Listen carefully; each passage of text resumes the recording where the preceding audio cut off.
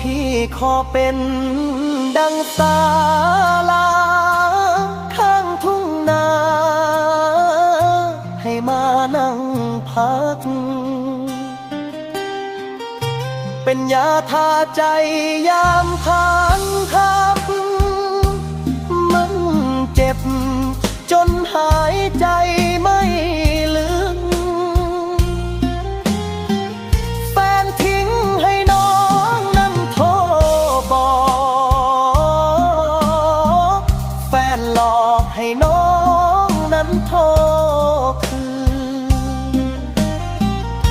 หากเขาคิดหักก็ยังยืนอย่าฝืนรักต่อให้ชอกช้ำแฟนเก่าคือพี่ยังยืนคอยให้น้องนั้นโทรมา